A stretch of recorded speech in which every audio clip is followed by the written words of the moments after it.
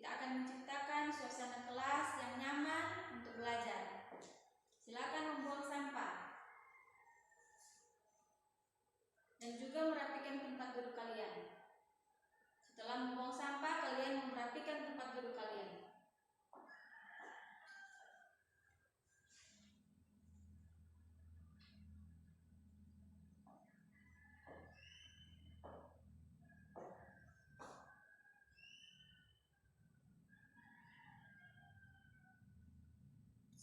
Silakan duduk.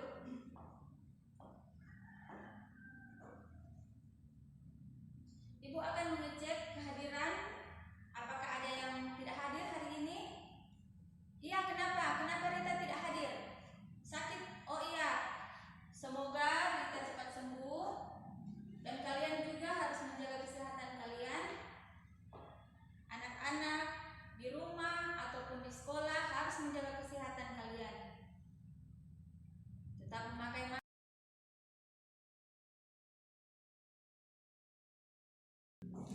Hari ini kita akan belajar tentang materi ini adalah materi pertama di semester ini, yaitu berjudul Indahnya Mengampuni.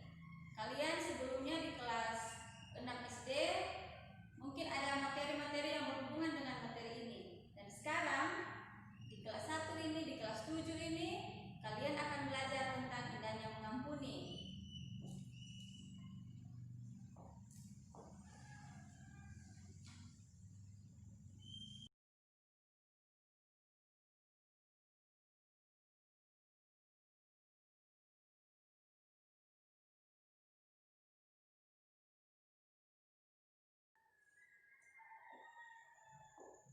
Kita akan membaca Alkitab, Kejadian 45 ayat 1 sampai 14. Kejadian 45 ayat 1 sampai 14.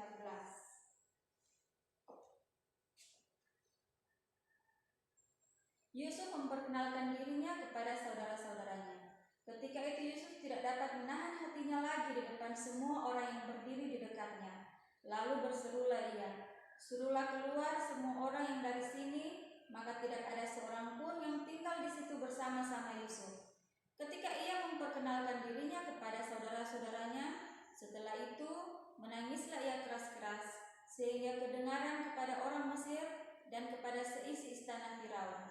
Dan Yusuf berkata kepada saudara-saudaranya, "Akulah Yusuf, masih hidupkah Bapa?" Tetapi saudara-saudaranya tidak dapat menjawabnya, sebab mereka takut dan gemetar menghadapi dia. Lalu kata Yusuf kepada saudara-saudaranya itu, "Marilah dekat-dekat." Maka mendekatlah mereka. Katanya lagi, "Akulah Yusuf, saudaramu yang kamu jual ke Mesir. Tetapi sekarang janganlah bersusah hati dan janganlah menyesali diri, karena kamu menjual aku ke sini, sebab untuk memelihara kehidupanlah Allah menyuruh aku mendahului kamu. Karena telah 2 tahun ada kelaparan dalam negeri ini, dan selama 5 tahun lagi orang tidak akan membajak atau menuai. Maka Allah telah menyuruh aku mendahului kamu untuk menjamin kelanjutan keturunanmu di bumi ini dan untuk memelihara hidupmu, sehingga sebagian besar daripadamu tertolong. Jadi bukan kamu yang menyuruh aku ke sini, tetapi Allah, dialah yang telah menempatkan aku sebagai bapa bagi Firaun dan tuan atas seluruh istananya dan sebagai kuasa atas seluruh tanah Mesir.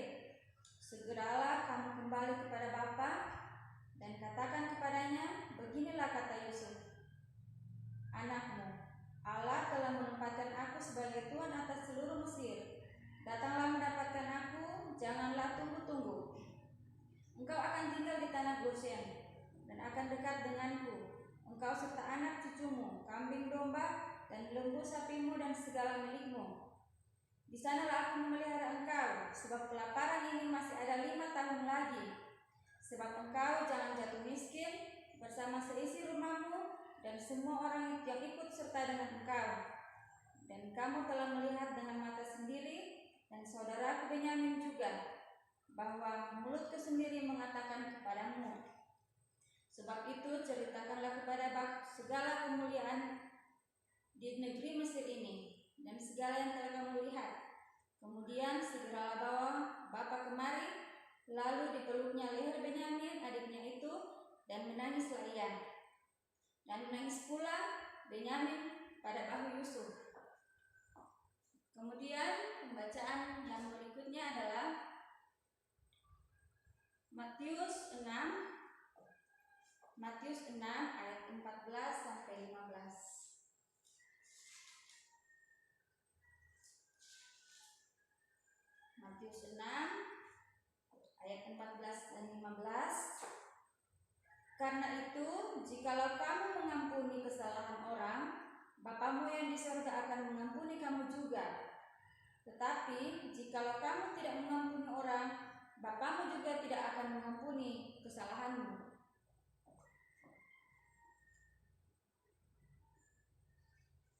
Matius 18 ayat 22 sampai 35. Matius 18 ayat 22 sampai 35.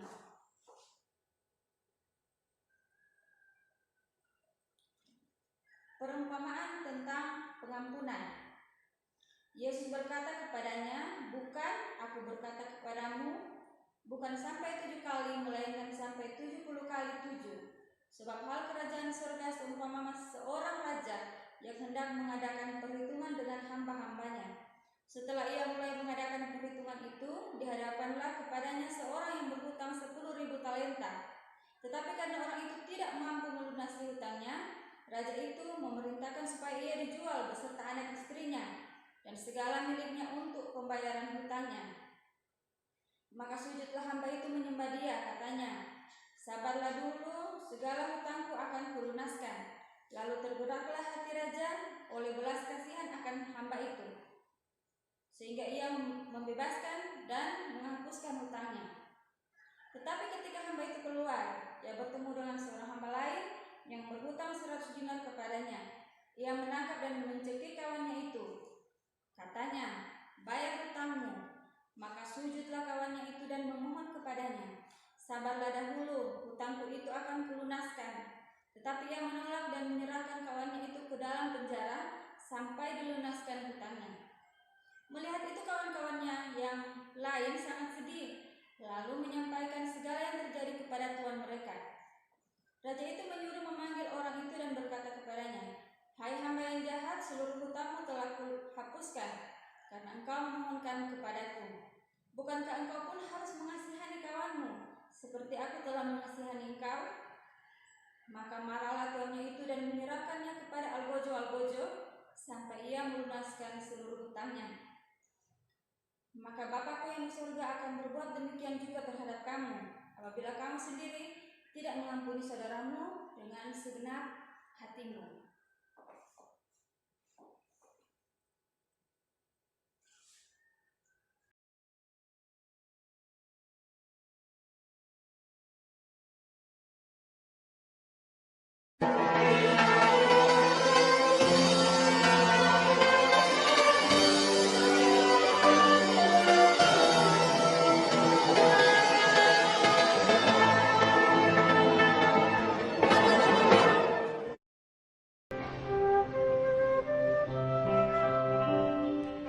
Nelson Rolihlahla Mandela lahir di sebuah desa bernama Vezo, wilayah Tenggara Afrika Selatan yang dikenal sebagai Transkei.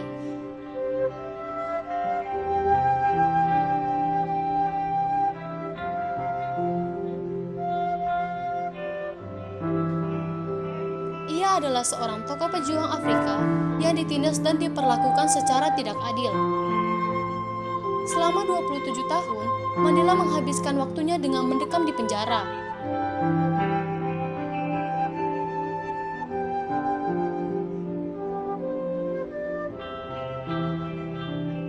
Delapan belas tahun dari 27 tahun itu, dia dipenjara di Robben Island. Di sana, dia mengidap tuberkulosis. Sebagai tahanan politik kulit hitam, Mandela mendapatkan perawatan terendah.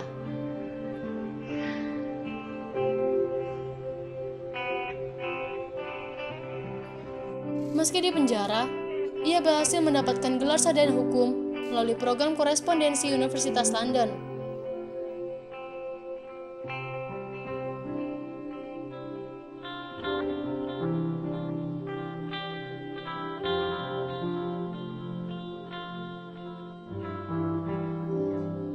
Pada 1981, agen intelijen Afrika Selatan, Gordon Winter, mengungkapkan adanya plot yang dirancang pemerintah Afrika Selatan untuk mengatur pelarian Mandela.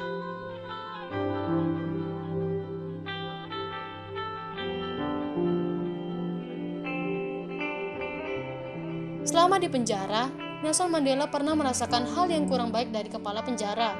Digantung terbalik, bahkan dikencingi.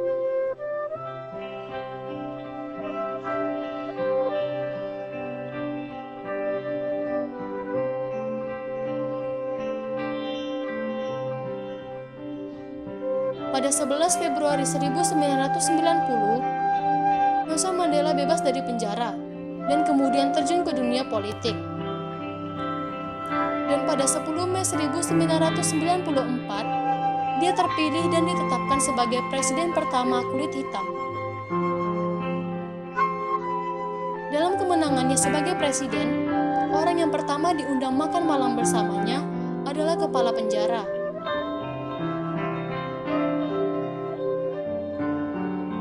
Padahal dalam masa hukumannya, kepala penjara itu banyak merugikan dirinya. Ketika wartawan mengajukan pertanyaan kepadanya, "Mengapakah Anda memberi prioritas kepada kepala penjara yang sering menyakiti Anda?" Maka jawab Mandela, "Kamu harus terlebih dahulu mengampuni seseorang yang berada di dekatmu dan paling banyak menyakiti. Jika kamu mampu melakukannya, kamu dapat mengampuni semua orang yang melakukan kejahatan kepadamu."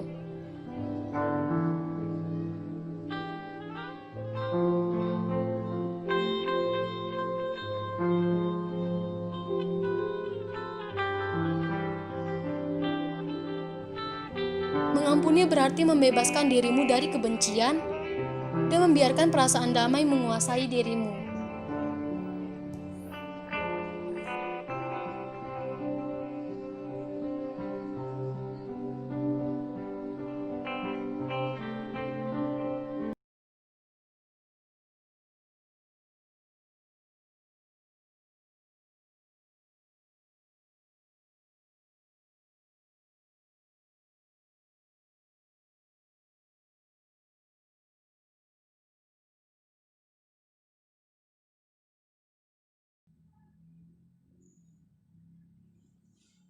Nah, anak-anak, pernahkah kalian mendengar tentang cerita kisah dari Nelson Mandela ini yang telah kalian saksikan tadi?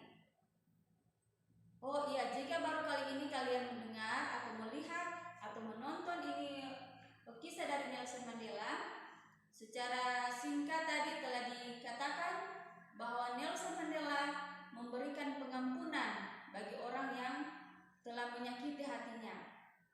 Dari kisah video ini kita belajar bagaimana kita juga akan mengampuni orang lain sama seperti Tuhan Yesus yang telah mengampuni kita terlebih dahulu. Maka kita pun harus demikian kepada orang lain.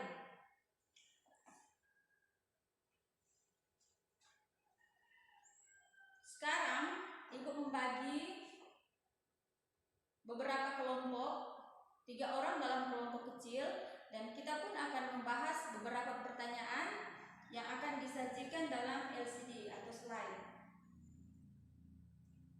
Pertanyaannya yaitu, sikap yang luar biasa dari Nelson Mandela, diskusikan dengan anggota kelompokmu. Pernahkah kamu mengampuni atau diampuni oleh orang lain? Itu pertanyaan yang pertama. Pernahkah kalian diampuni atau mengampuni orang lain? Pertanyaan yang kedua, apa yang kamu rasakan setelah kamu mengampuni atau diampuni oleh orang lain? Apa yang kamu rasakan setelah kamu diampuni atau mengampuni orang lain? Dan pertanyaan yang ketiga, sebaliknya, adakah pengalaman ketika kamu tidak bersedia mengampuni orang lain ataupun tidak diampuni oleh orang lain? Bagaimana perasaanmu? Silakan Ibu memberikan waktu 10 menit agar kalian bisa berdiskusi dengan anggota kelompok lain, dan sebentar setelah diskusi selesai akan dipaparkan atau dipresentasikan tiap-tiap kelompok.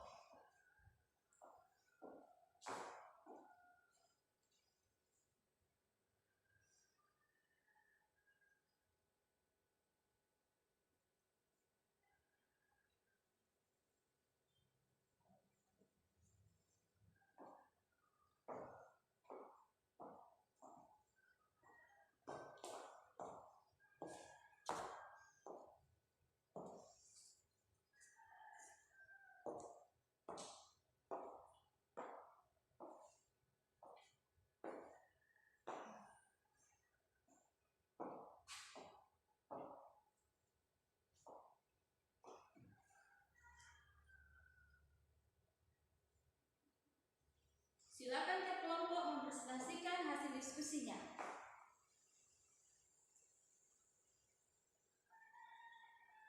Iya, dari tanggapan dari kelompok 1, benar sekali, tepuk tangan.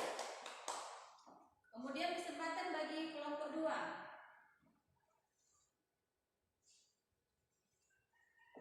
Beri aplaus untuk kelompok 2 sudah menjawabnya dengan baik. Tepuk tangan. Saat ini kita hanya jadi 2 kelompok karena situasi kelas yang tidak boleh berlebihan, jadi hanya 2 kelompok yang mempresentasikan karena hanya ada 2 kelompok.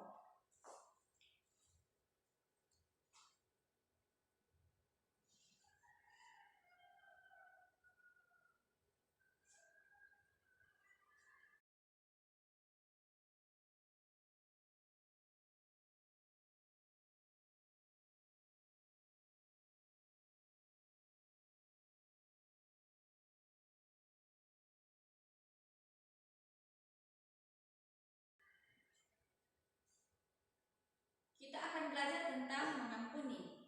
Mengampuni artinya kita memaafkan seseorang atas kesalahan yang telah ia perbuat dengan tidak mengungkit-ungkitnya lagi. Sekali lagi, mengampuni adalah kita memaafkan seseorang atas kesalahan yang diperbuat dan tidak mengungkit-ungkitnya lagi.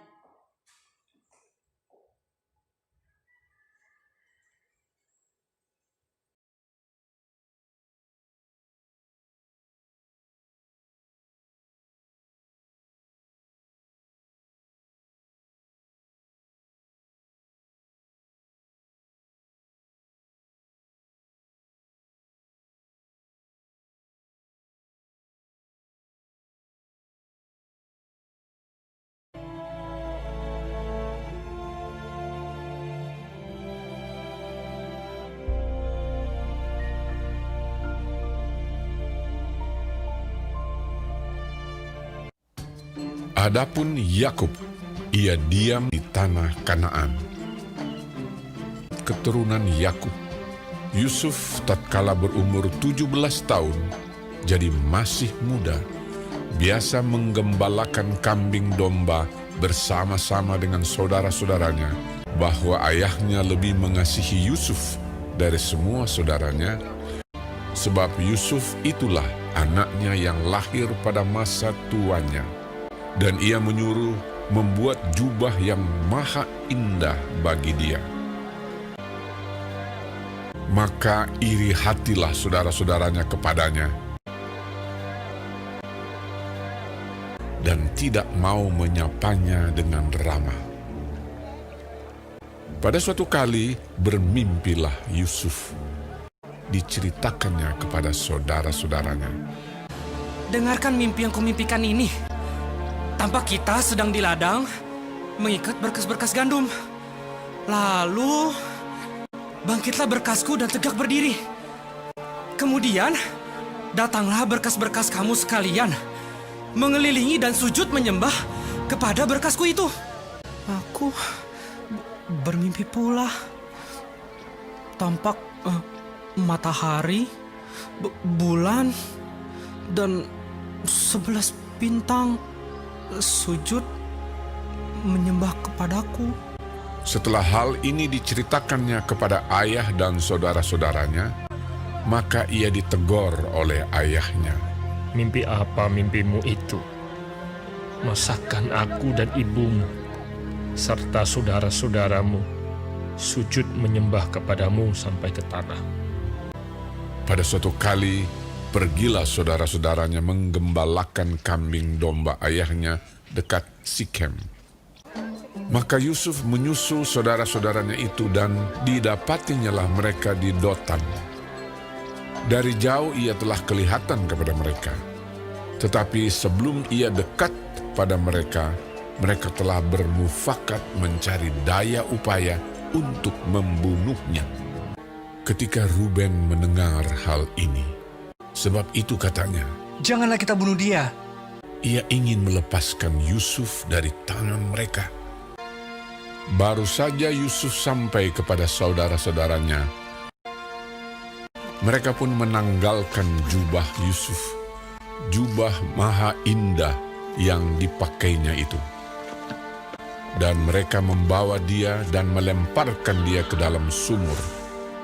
Sumur itu kosong, tidak berair.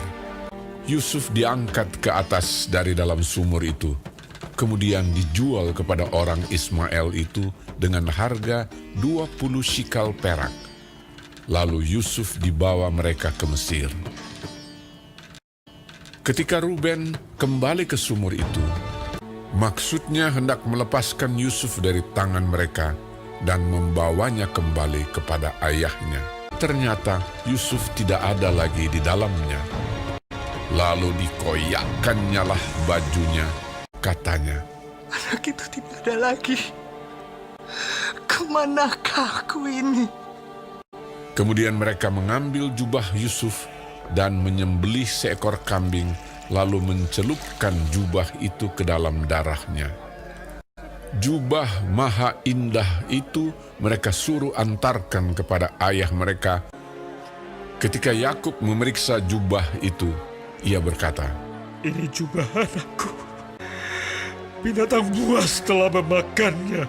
Demikianlah Yusuf ditangisi oleh ayahnya.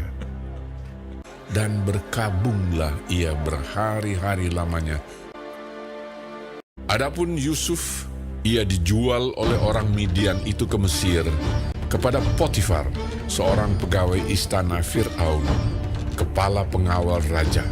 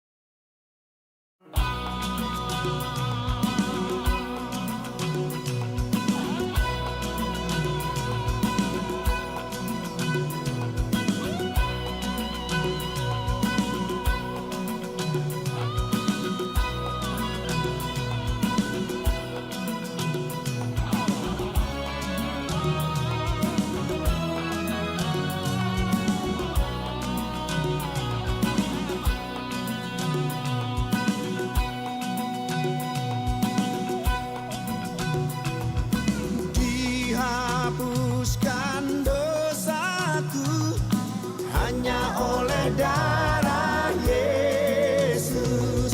Aku pulih dan sembuh hanya oleh darah Yesus. Oh, darah Tuhanku, sumber pembasuhku. Sucilah hidupku hanya oleh darah Yesus.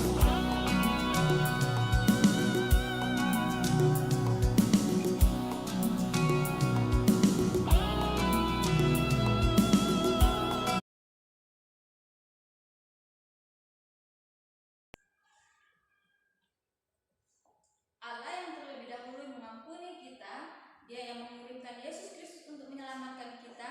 Cara kita untuk mendapatkan pengampunan dari Tuhan adalah mengampuni orang lain ataupun rela meminta ampun kepada orang lain yang telah kita rugikan.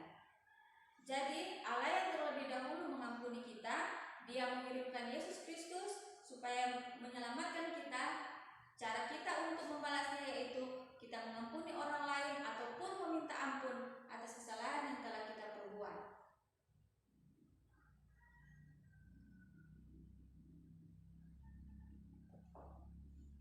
Jika kita mengandalkan kemampuan diri sendiri, kita akan sulit untuk mengampuni orang lain. Tetapi orang beriman dapat mengandalkan Tuhan oleh karena karunia Roh Kudus yang telah diberikan akan menggerakkan hati kita masing-masing. Jika kita mengandalkan kemampuan diri kita sendiri, maka kita akan sangat sulit untuk mengampuni orang lain atau meminta ampun kepada orang lain. Tetapi ketika kita mengandalkan Tuhan, ketika kita mengandalkan karunia Roh Kudus yang ada di diri kita masing-masing, kita akan dengan mudah untuk mengampuni orang lain atau meminta ampun kepada orang lain.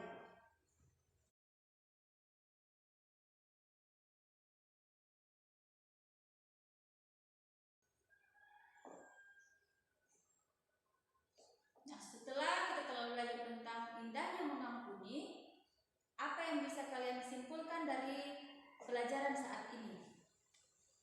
Ya, silakan simpulkan. Ya, benar sekali. Diberikan tepuk tangan. Kesimpulan, masih ada lagi yang lain bisa memberikan kesimpulan?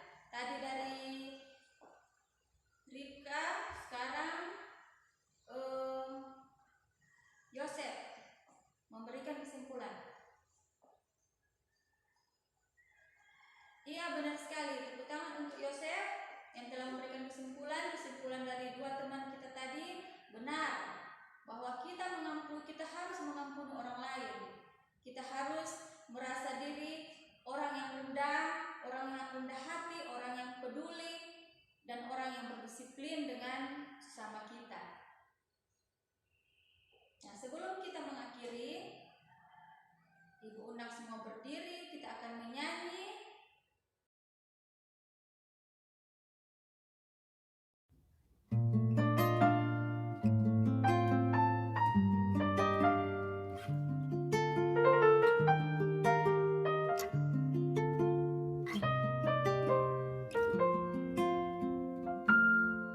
Ketika hatiku telah disakiti,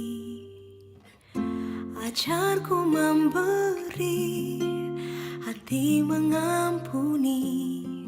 Ketika hidupku telah dihakimi, ajarku memberi, hati mengasihi.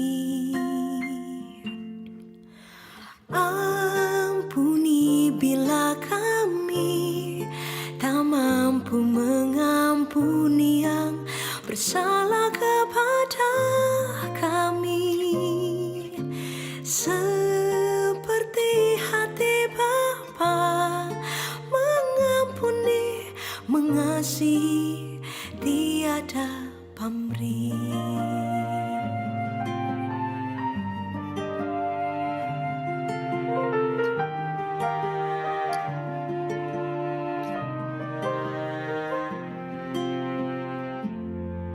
Ketika hatiku telah disakiti, ajarku memberi, hati mengampuni.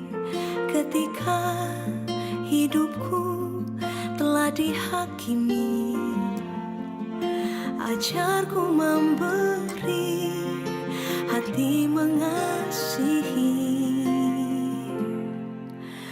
Ampuni bila kami tak mampu mengampuni yang bersalah kepada kami, seperti hati Bapa mengampuni, mengasihi, tiada pamrih.